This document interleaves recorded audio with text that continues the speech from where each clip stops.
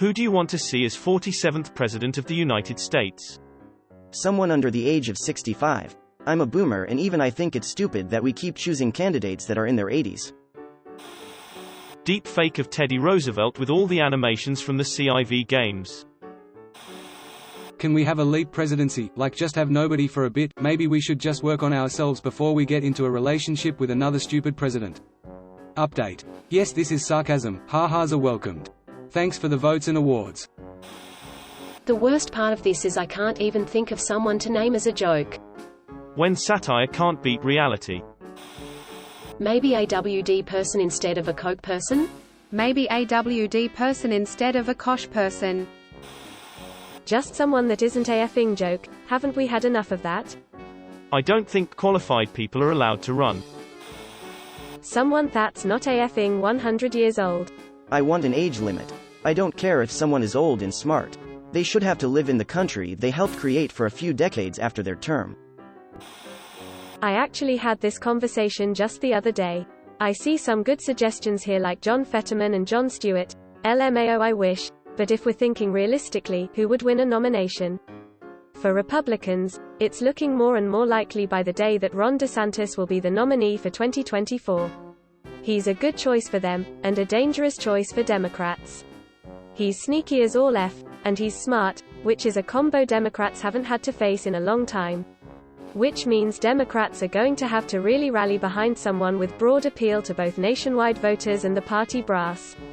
Which is why, unfortunately, it probably won't be Fetterman. Jon Stewart would be 2016 Bernie 2.0 as far as willing delegates, even though the voters would love him. Katie Porter doesn't have enough appeal to middle America centrists, and she's still a newcomer. I think the best Democrat for this role will be Gretchen Whitmer. DNC chair, swing state governor, Midwest support, middle-class roots, moderate platform centered around infrastructure, not 85 years old. Not to mention, she'd be potentially the first female president, which, believe me, has support from centrists. She has the makings of a very, very competitive candidate and may be one of the few Democrats with a real chance at giving DeSantis a run for his money. John Fetterman's gearing up for a presidential run, and I'm all for it. Probably won't be in 2024, though. He has his Senate run this year and I wish I was a Pennsylvania to vote for him. You're right, he won't be ready in 2024, but he has my full support when he's ready. I don't like the idea of putting full faith in a single politician. I just wish there was more with the same integrity as him.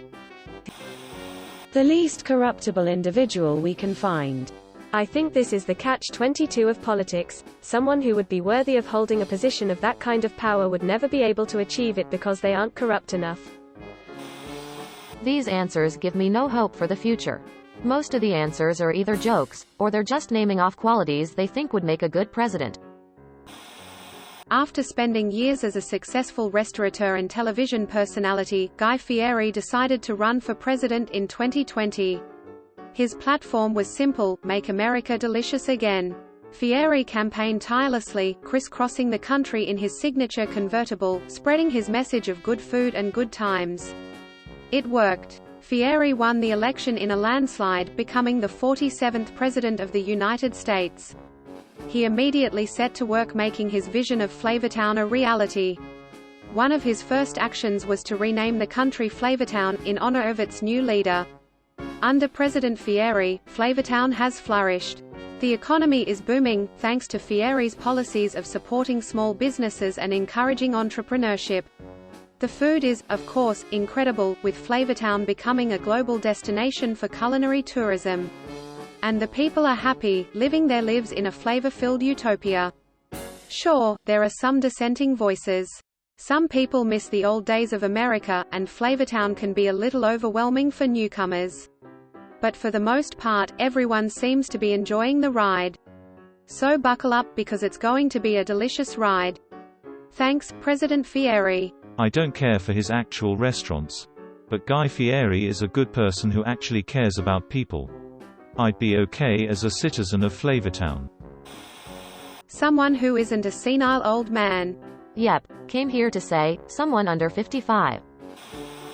Congresswoman Katie Porter. Hands down. Extremely competent. I've seen 2 names so far after scrolling comments for a while. Both have been Katie Porter.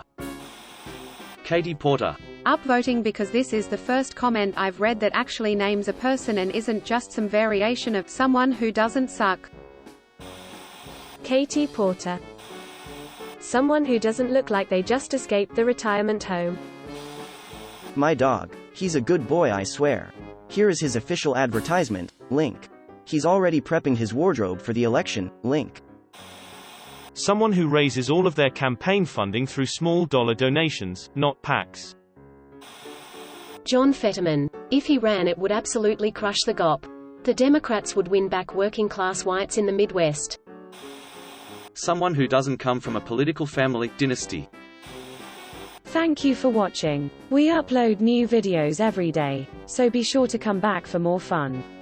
Please consider liking and subscribing if you enjoyed the video.